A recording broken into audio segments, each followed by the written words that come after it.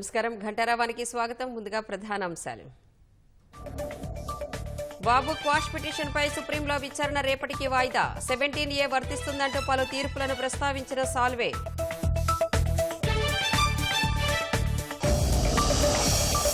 Chandrababu 3 bail పిటిషన్లను కొట్టేసిన high court. Angallu, fibre net, inner ring road కేసుల్లో తీర్పు.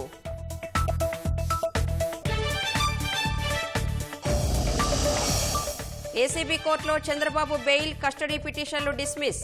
ఇన్నర్ రింగ్ రోడ్ కేసులో మరో వ్యాజ్యం వేసిన సిఐడి.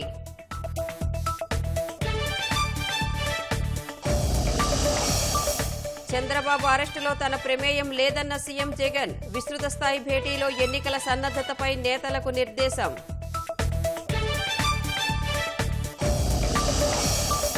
ఐదు రాష్ట్రాల ఎన్నికలకు షెడ్యూల్ వెల్లడించిన సీఈసీ. తెలంగాణలో నవంబర్ 30న పోలింగ్, డిసెంబర్ 3న ఫలితాలు.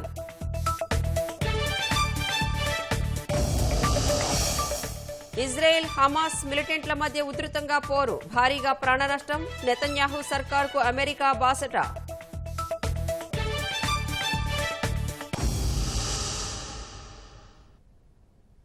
స్కిల్ డెవలప్మెంట్ కేసులో చంద్రబాబు దాఖలు చేసిన క్వాష్ పిటిషన్పై విచారణను సుప్రీంకోర్టు మంగళవారానికి వాయిదా వేసింది. చంద్రబాబు తరపున హరీష్ సాల్వే సుదీర్ఘంగా వాదనలు వినిపించారు.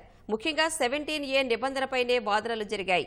సిఐడి తరపున ముకుల్ రోహత్గి రేపు వాదనలు వినిపించనున్నారు. స్కిల్ డెవలప్మెంట్ కేసులో తనపై సిఐడి అక్రమ కేసు నమోదు చేసిందని, దానిని కొట్టేయాలంటూ చంద్రబాబు దాఖలు చేసిన క్వాష్ పిటిషన్పై సుప్రీంకోర్టు విచారణ జరిపింది. జస్టిస్ అనిరుద్ధ బోస్, జస్టిస్ బేలా ఎం త్రివేదితో కూడిన ధర్మాసనం విచారించింది. చంద్రబాబు తరపున సీనియర్ న్యాయవాదులు హరీష్ సాల్వే, సిఐడి తరపున న్యాయవాదులు ముకుల్ రోహత్గి, నిరంజన్ రెడ్డి, ఏఏజీ పొన్నవోలు సుధాకర్ రెడ్డి వాదనలు వినిపించారు.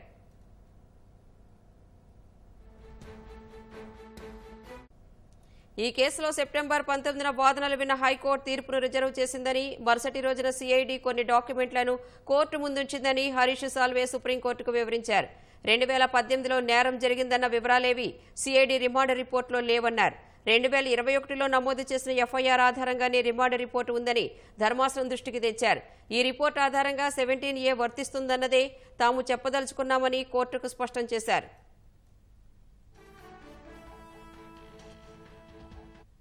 స్కిల్ కేసుకు సంబంధించి 2018లోనే విచారణ ప్రారంభమైందన్న సిఐడి తరపు న్యాయవాది ముకుల్ రోహత్గి వాదనలను న్యాయమూర్తి జస్టిస్ త్రివేది ప్రస్తావించారు.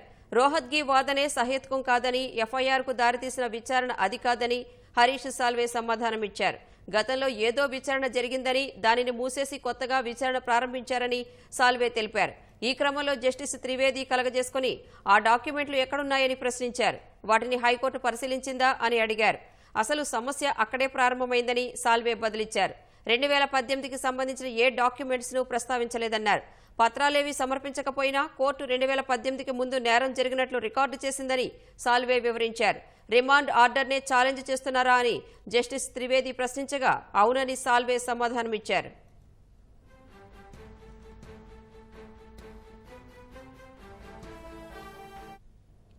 భోజన విరామం తర్వాత మళ్లీ వాదనలు జరగగా నేరుగా నగదు తీసుకుంటూ పట్టుబడితే తప్ప మిగిలిన అన్నింటికీ 17A వర్తిస్తుందని హరీష్ సాల్వే ధర్మాసనం దృష్టికి తెచ్చారు. అవినీతి నిరోధక చట్ట ప్రకారం కేసు పెడితే ఈ పాటికి తమకు ఉపశమనం లభించేదన్నారు. 17Aకు సంబంధించి పంకజ్ బన్సల్ కేసును సాల్వే ఉదహరించారు. 17Aకు వర్తించే అన్ని కేసుల్లో ప్రతి సందర్భంలో అనుమతి తీసుకోవాలని కేంద్రం స్టాండర్డ్ ఆపరేటింగ్ ప్రొసీజర్ జారీ చేసిందని సాల్వే పేర్కొన్నారు. 17A విషయంలో హైకోర్టులో భిన్నమైన ఉత్తర్వులు వచ్చాయని గుర్తు చేశారు.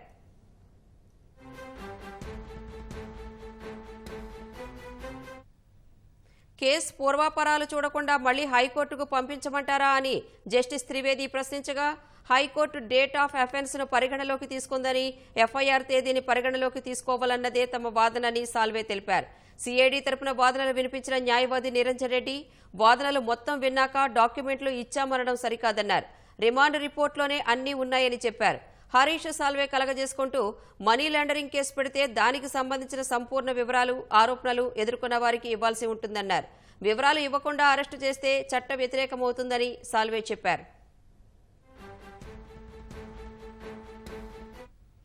2021 సెప్టెంబర్ 7న ఫిర్యాదు ఆధారంగా విచారణ ప్రారంభమైందని, ఆ ఫిర్యాదుతో పిటిషనర్కు సంబంధమే లేదని సాల్వే వాదించారు. ఆ ఫిర్యాదు డిజైన్ టెక్ అనే కంపెనీకి సంబంధించిందని వివరించారు.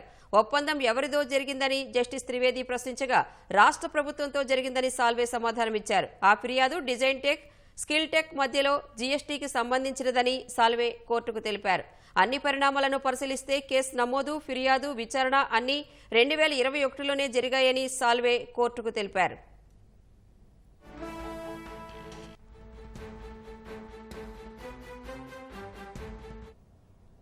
ఫిర్యాదు, విచారణ అన్ని 2021లోనే ఉన్నాయి కాబట్టి 17A వర్తిస్తుందని హరీష్ సాల్వే కోర్టుకు విన్నవించారు.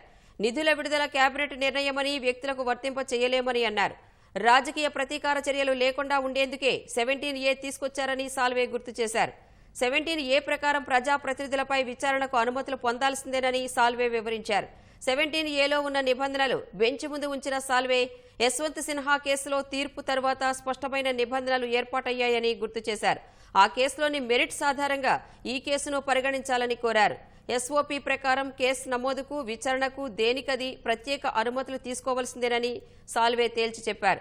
చట్ట సవరణ జరిగిన 3 ఏళ్లకు ఎస్ఓపీ వచ్చిందని, అంతకుముందు ఏం జరిగిందని జస్టిస్ త్రివేది ప్రశ్నించారు. ఇలాంటి పరిణామాలను దృష్టిలో పెట్టుకుని రెజీమ్, రివెంజ్ అనే పదాలను తీసుకొచ్చిందని సాల్వే బదులిచ్చారు. మంగళవారం ఉదయం 10:30 గంటలకు వాదనలు వినిపించేందుకు సిఐడి న్యాయవాది ముకుల్ రోహత్గి కోరగా సుప్రీంకోర్టు అనుమతించింది.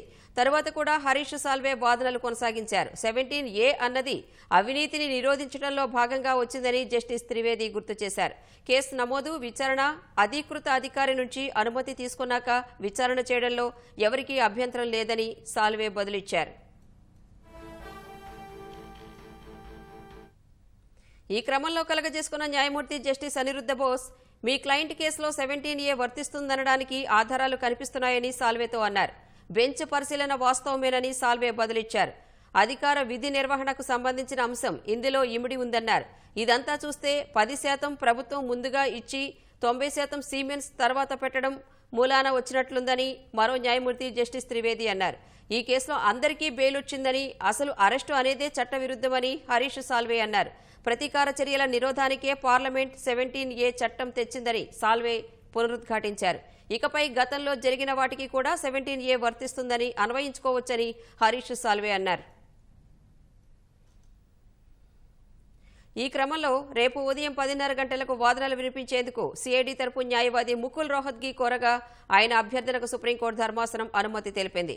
హరీష్ సాల్వే వాదనలు కొనసాగించారు. జస్టిస్ త్రివేది కలగజేసుకుంటూ 17A అన్నది అవినీతిని నిరోధించడంలో భాగంగా వచ్చిందని గుర్తు చేశారు. అవినీతిని నిరోధించడంలో నష్టం జరగకూడదన్న బాధ్యత కూడా ఉందన్నారు. దీనికి సాల్వే బదిలిస్తూ మీరన్నదన్నది నిజమే. కేసు నమోదు, విచారణ అధీకృత అధికారి నుంచి అనుమతి తీసుకున్నాక విచారణ చేయడంలో ఎవరికీ అభ్యంతరం లేదన్నారు.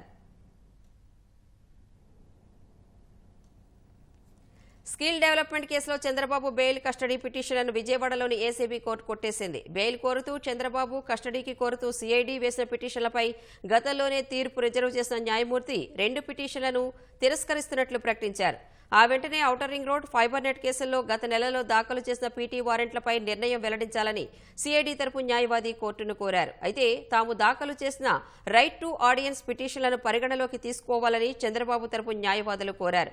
వాదనలు వినేందుకు న్యాయాధికారి సమ్మతించారు. ఇన్నర్ రింగ్ రోడ్ విషయంలో సిఐడి అధికారులు 2021లోనే కేసు పెడితే ఇంతవరకు ఎందుకు అరెస్టు చేయలేదని న్యాయాధికారి ప్రశ్నించారు. ఉద్దేశపూర్వకంగానే ఇలా చేస్తున్నారని చంద్రబాబు తరపు న్యాయవాది అన్నారు. ఈ దశలో చంద్రబాబు తరపు న్యాయవాది చేసిన కొన్ని వ్యాఖ్యలపై న్యాయాధికారి అభ్యంతరం తెలిపారు.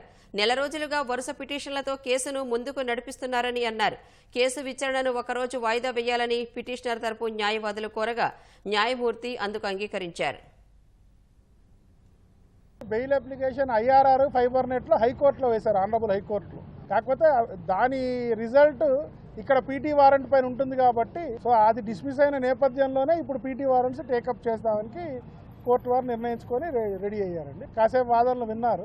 వాళ్ళు ఇప్పుడు రైట్ ఆఫ్ ఆడియన్స్ కోసం కాస్త గట్టిగా పట్టుబట్టారు. ఆ నేపథ్యంలో కాస్త జరిగిందని కోర్టులో ఇవన్నీ కామన్, ఇవన్నీ they all happen in the heat of the moment. Amaravati ring road case, fibre net, Angallu కేసుల్లో చంద్రబాబు ముందస్తు బెయిల్ పిటిషన్లను హైకోర్టు కొట్టేసింది. చంద్రబాబు పిటిషన్లపై గతంలోనే వాదనలు విని తీర్పు రిజర్వ్ చేసిన హైకోర్టు ఇవాళ వెల్లడించింది. చంద్రబాబు బెయిల్ పిటిషన్లను తోసిపుచ్చింది.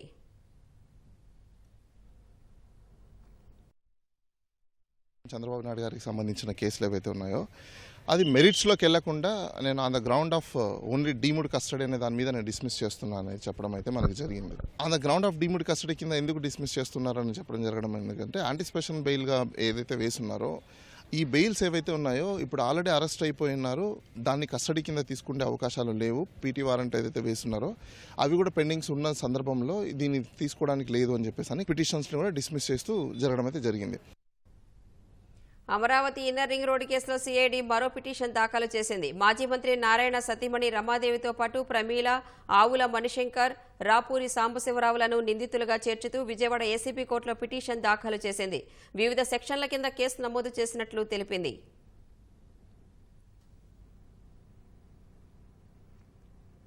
చంద్రబాబుపై తనకు ఎలాంటి రాజకీయ కక్ష లేదని, తాను లండన్లో ఉన్నప్పుడు అరెస్టు జరిగిందని సీఎం జగన్ అన్నారు. వచ్చే మార్చి లేదా ఏప్రిల్లో ఎన్నికలు జరిగే అవకాశం ఉందన్నారు.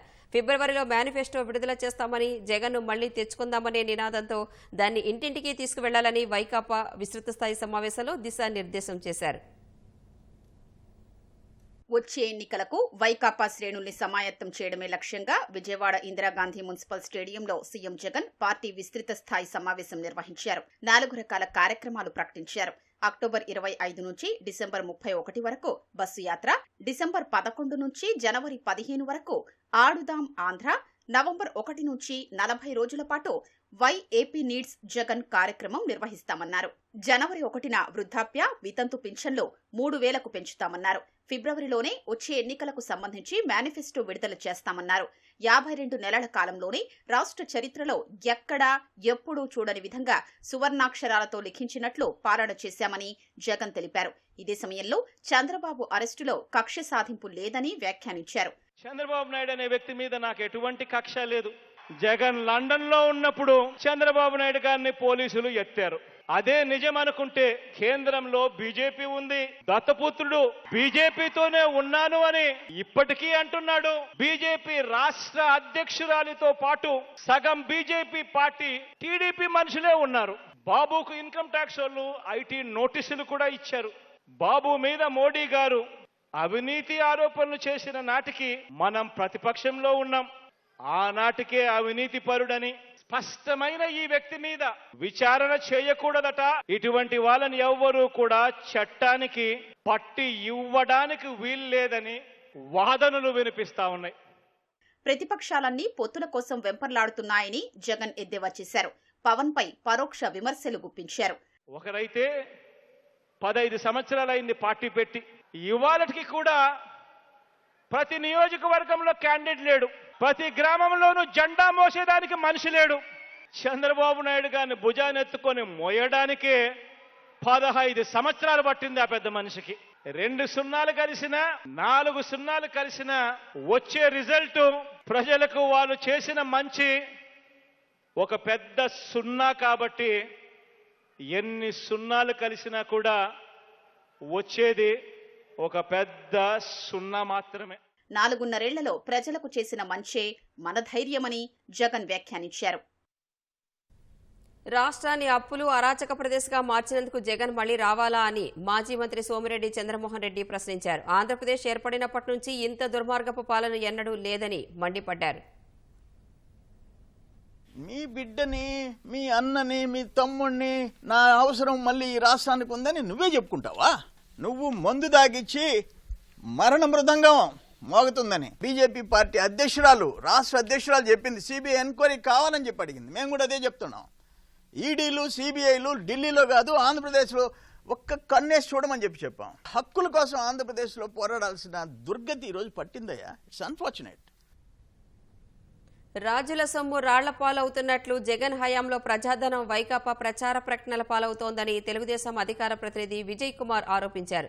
ఏపీ డిజిటల్ కార్పొరేషన్ ముసుగులో జగన్ సర్కార్ 4.5 ఏళ్లలో 500 కోట్ల రూపాయలు దుబారా చేసిందంటూ పవర్ పాయింట్ ప్రజెంటేషన్ ఇచ్చారు. డిజిటల్ కార్పొరేషన్ ఆఫ్ ఆంధ్రప్రదేశ్ 4.5 సంవత్సరాల్లో ఈ కార్పొరేషన్ ద్వారా ఎంత అందంగా ఖర్చు పెట్టారంటే, ఎంత హుందాగా ఖర్చు పెట్టారంటే 500 కోట్లకు పైగా ఈ కార్పొరేషన్ ద్వారా ఖర్చు పెట్టబడింది. ఎందుకు ఖర్చు పెట్టారంటే కేవలం తమ యొక్క నాయకుడిని, వాళ్ళ యొక్క ఇమేజ్ ని బిల్డప్ చేయడం కోసం, అంతకంటే వేరేది ఏమీ లేదు. ప్రజల సొమ్ముని ప్రభుత్వ కార్యకలాపాల యాడ్స్ పేరుతో పార్టీ ప్రచారాలకు డిస్గైజ్ యాడ్స్ గా వాడుకోవడం. డిస్గైజ్ యాడ్స్ అంటే మనం చాలా సార్లు లిక్కర్ యాడ్స్ చూస్తుంటాం. ఎవరు లిక్కర్ తాగమని చెప్పరు, ఆ గ్లాసుల్ని, సోఫాల్ని, వాళ్ళని వీళ్ళు చూపిస్తుంటారు. సైడ్ గా ఆ పేరు మాత్రం వస్తుంది. ఆ టైప్ లో పార్టీ గురించి చెప్పకుండా ప్రభుత్వం గురించి చెప్తూ, ఇదేదో కార్యక్రమాలను చెప్తూ, ఓదరగొట్టుతూ ఆన్లైన్ లో మొత్తం డబ్బులు ఖర్చు పెట్టిన వైనం ఇది. తెలుగుదేశం పార్టీ పెట్టిన కంటెంట్ కార్పొరేషన్ అనే దాన్ని కంటెంట్ తీసి డిజిటల్ కార్పొరేషన్ గా పేరు మార్చి దాని ద్వారా అస్మదీయులకు అడ్వర్టైజ్మెంట్ ఇచ్చుకున్న వైనం ఇది. ప్రభుత్వం బయట సాక్షి ఎలా ఉంటుందో ప్రభుత్వం లోపల డిజిటల్ కార్పొరేషన్ గవర్నమెంట్ కి ఆ విధంగా ఉంది. ఎట్లయితే సాక్షిని పూర్తిగా వాళ్ళ సొంత పేపర్ కాబట్టి ఎట్లా వాడుకుంటున్నారో, ఒక ప్రభుత్వ కార్పొరేషన్ కూడా అంతకంటే ఘోరంగా వాడుకుంటున్నారు. గూగుల్ యాడ్స్, ఫేస్బుక్, ట్విట్టర్, ఇతర మాధ్యమాల ద్వారా డిస్గైజ్ అడ్వర్టైజ్మెంట్ చేయడం ఈ కార్పొరేషన్ యొక్క మేజర్ వర్క్. సో కార్పొరేషన్ అంటే ఖర్చు, ఆదాయం రెండు ఉంటాయి. కానీ ఈ కార్పొరేషన్ కి ఆదాయం అంటూ ఎక్కడ కనపడుతుంది. ఖర్చు మాత్రం ప్రతి సంవత్సరం హ్యాపీగా గవర్నమెంట్ గ్రాంట్ ఇస్తుంది. ఆ ఇచ్చిన గ్రాంట్ని ఇందాక నేను చెప్పినట్టు రకరకాల మాధ్యమాల ద్వారా ప్రభుత్వ అధినేతను కీర్తిస్తూ, పూజిస్తూ, శ్లాఘిస్తూ రకరకాల మార్గాల ద్వారా ఈ పనిని 4 సంవత్సరాల ద్వారా దాదాపు 500 కోట్ల రూపాయలు ఈ పార్టీకి ఖర్చు పెట్టారు. రాష్ట్రంలో ఉద్యోగుల బదిలీలపై నిషేధం ఉన్నప్పటికీ ప్రభుత్వం కొందరికి స్థానచలనం కలిగించడంపై సంఘం ఆగ్రహం వ్యక్తం చేసింది. రాష్ట్ర ఎన్నికల ప్రధానాధికారి ముఖేష్ కుమార్ మీనా సాధారణ పరిపాలనా శాఖ కార్యదర్శి పోలా భాస్కర్ను పిలిచి దీనిపై వివరణ కోరారు. ఈ నెల 6న సచివాలయంలోని 7 సెక్షన్ అధికారులు, సహాయ సెక్షన్ అధికారులను బదిలీ చేయడంపై వివరణ అడిగారు. ప్రస్తుతం ప్రభుత్వం బదిలీ చేసిన అధికారులు ఎన్నికల విధుల్లో ఉండటంతో వివాదాస్పదమైంది. తిరుమల తిరుపతి దేవస్థానం బడ్జెట్ నుంచి ఏటా తిరుపతి నగర అభివృద్ధికి 1% నిధులు సీఎస్ఆర్ కింద ఇవ్వాలని తితిదే బోర్డు కీలక నిర్ణయం తీసుకుంది. సామాన్య భక్తుల సౌకర్యార్థం 18 కోట్లతో ఔటర్ రింగ్ రోడ్లో శాశ్వత దర్శన క్యూలైన్లు, ఫుడ్ కౌంటర్లు, షెడ్ల నిర్మాణం చేపట్టాలని తీర్మానించింది. తితిదేలో పనిచేసే పారిశుద్ధ్య కార్మికుల వేతనాలు 12,000 రూపాయల నుంచి 17,000కు పెంచుతూ తీర్మానించింది. తిరుమల తిరుపతి దేవస్థానానికి సంబంధించిన శానిటరీ వర్కర్స్ 12,000 రూపాయలు అందుకుంటున్నారు. వాళ్ళకి 17,000 రూపాయలకు పైగా వేతనాన్ని పెంచాలని కీలకమైనటువంటి నిర్ణయం తీసుకున్నాము. గోగర్భం డ్యాం నుంచి ఔటర్ రింగ్ రోడ్డు వైపున సరైన వసతులు లేని తాత్కాలిక క్యూలైన్లలో గంటల తరబడి వేచి ఉన్నారు. వీళ్ల కోసమని 18 కోట్లతో శాశ్వతమైన క్యూలైన్లు, అందులోనే ఫుడ్ కౌంటర్లు, టాయిలెట్లు మరియు విశ్రాంతి గృహం నారాయణగిరి దగ్గర, ఆళ్వార్ ట్యాంక్ సర్కిల్ దగ్గర 2 ఫుట్ ఓవర్ బ్రిడ్జిలు నిర్మించేందుకు పరిపాలన అనుమతి తీసుకోవటం జరిగింది. గుంటూరు జిల్లా పొన్నూరులో అవ్వారు ఆదిమ సత్రం స్థలంలో పేదల నివాసాల తొలగింపు ఉద్రిక్తతకు దారితీసింది. స్థానికులను ఖాళీ చేయించి స్థలాన్ని స్వాధీనం చేసుకునేందుకు పోలీసులు, దేవాదాయ శాఖ అధికారులు భారీగా చేరుకున్నారు. విషయం తెలుసుకున్న మాజీ ఎమ్మెల్యే ధూళిపాళ నరేంద్ర సత్రం వద్దకు చేరుకుని అధికారుల తీరుపై ఆగ్రహం వ్యక్తం చేశారు. 4 దశాబ్దాలుగా నివాసం ఉంటున్న పేదల నివాసాలను ముందస్తు నోటీసులు ఇవ్వకుండా ఎలా తొలగిస్తారో చెప్పాలని ప్రశ్నించారు. ఈ క్రమంలో పోలీసులకు, దేవాదాయ శాఖ అధికారులకు, తెదేపా నాయకులకు మధ్య తీవ్ర వాగ్వాదం చోటు చేసుకుంది. ఎట్టకేలకు అధికారులు, పోలీసులు అక్కడి నుంచి వెళ్లిపోయారు. చన్నాళ్ళు అవుతుంది. మరి మీకు హైకోర్టు ఆర్డర్ ఉంది. హైకోర్టు ఆర్డర్ ఇప్పుడు సుప్రీంకోర్టు ఆర్డర్ అంటే చెరువు కట్టల మీద ఉంటారు. పంచాయతీ వాళ్ళు నోటీసులు ఉంటాయి కదా. హైకోర్టు కాదు సార్, ట్రిబ్యునల్ ఆర్డర్ అయినా నోటీస్ అవసరం లేదా? వాళ్ళకి డైరెక్ట్ గా నోటీస్. 5 రాష్ట్రాల ఎన్నికల నగారా మోగింది. తెలంగాణ, మధ్యప్రదేశ్, రాజస్థాన్, ఛత్తీస్గఢ్, మిజోరాం అసెంబ్లీ ఎన్నికలకు కేంద్ర ఎన్నికల సంఘం షెడ్యూల్ ప్రకటించింది. ఛత్తీస్గఢ్లో 2 విడతల్లో, మిగతా 4 రాష్ట్రాల్లో ఒకే విడతలో పోలింగ్ నిర్వహించనున్నట్లు ఈసీ తెలిపింది. నవంబర్ 7 నుంచి 30 మధ్య పోలింగ్ ప్రక్రియ జరగనుండగా డిసెంబర్ 3న 5 రాష్ట్రాల ఎన్నికల ఓట్ల లెక్కింపు చేపట్టనున్నట్లు ఈసీ వివరించింది. వచ్చే ఏడాది జరిగే సార్వత్రిక ఎన్నికలకు సెమీఫైనల్ గా భావించే 5 రాష్ట్రాల ఎన్నికలకు నగారా మోగింది. చీఫ్ ఎన్నికల కమిషనర్ రాజీవ్ కుమార్ నేతృత్వంలోని ఈసీ బృందం 5 రాష్ట్రాల ఎన్నికల కోసం షెడ్యూల్ విడుదల చేసింది. మొత్తం 119 స్థానాలున్న తెలంగాణలో ఒకే విడతలో నవంబర్ 30న పోలింగ్ జరగనుంది. అసెంబ్లీ ఎన్నికలకు నవంబర్ 3న నోటిఫికేషన్ వెలువడనుంది. నామినేషన్ల స్వీకరణకు తుది గడువు నవంబర్ 10 కాగా నవంబర్ 13న నామినేషన్ల పరిశీలన జరగనుంది. నామినేషన్ల ఉపసంహరణకు నవంబర్ 15 వరకు గడువిచ్చింది. మొత్తం 230 అసెంబ్లీ స్థానాలున్న మధ్యప్రదేశ్లో ఒకే విడతలో నవంబర్ 17న పోలింగ్ జరగనుంది. 200 స్థానాలున్న రాజస్థాన్లో నవంబర్ 23న ఒకే విడతలో ఓటింగ్ జరగనుంది. 90 స్థానాలున్న ఛత్తీస్గఢ్లో 2 విడతల్లో పోలింగ్ జరగనుంది. నవంబర్ 7న తొలి విడత, నవంబర్ 17న రెండో విడత పోలింగ్ నిర్వహించనున్నట్లు ఈసీ ప్రకటించింది. 40 సీట్లున్న మిజోరంలో నవంబర్ 7న పోలింగ్ జరగనుంది. మిజోరాం అసెంబ్లీ ఎన్నికలకు ఈ నెల 13న నోటిఫికేషన్ వెలువడనుంది. 5 రాష్ట్రాల ఎన్నికల ఓట్ల లెక్కింపు డిసెంబర్ 3న జరగనుంది. షెడ్యూల్ విడుదలైన వెంటనే 5 రాష్ట్రాల్లో ఎన్నికల ప్రవర్తనా నియమావళి అమల్లోకొచ్చింది. ఎన్నికల్లో నగదు, మద్యం, మాదక ద్రవ్యాల కట్టడికి కఠిన చర్యలు చేపట్టినట్లు సీఈసీ రాజీవ్ కుమార్ చెప్పారు. ఇటీవల జరిగిన అసెంబ్లీ ఎన్నికల్లో నగదు, మద్యం, ఇతర పంపిణీ వస్తువుల్ని పెద్ద మొత్తంలో పట్టుకున్నట్లు వివరించారు. We have got some check posts established which is in Mizoram, Chhattisgarh, Madhya Pradesh, Rajasthan, Telangana, in all 940 check posts. These 940 check posts belong to different enforcement agencies which is police, state police, excise, commercial taxes, forest and transport. तो इन सब पांचों की जो powers हैं वो अपने अपने act के अंदर में अलग अलग पावर्स हैं. Now what we have directed them to do a coordinated effort. Interstate borders mein they will keep a very strong watch and we have almost told them to dry up inflow of cash, liquor and drugs. 80 ఏళ్లు దాటిన వృద్ధులు ఇంటి నుంచే vote హక్కు వినియోగించుకునేలా ఏర్పాట్లు చేసినట్లు EC తెలిపింది. Israel పాలస్తీనా మధ్య రాజుకున్న యుద్ధం అంతకంతకు తీవ్రమవుతోంది. హమాస్ మిలిటెంట్లు ఇజ్రాయెల్పై రాకెట్లతో విరుచుకుపడుతుండగా ఇప్పటి వరకు 700 మందికి పైగా ప్రాణాలు కోల్పోయారు.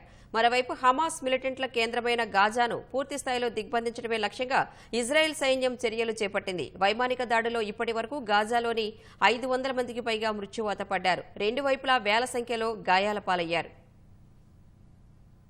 ఇజ్రాయెల్పై హమాస్ తీవ్రవాదుల మెరుపుదాడితో రాజుకున్న యుద్ధం వందలాది మంది ప్రాణాలను బలిగొంటూనే ఉంది.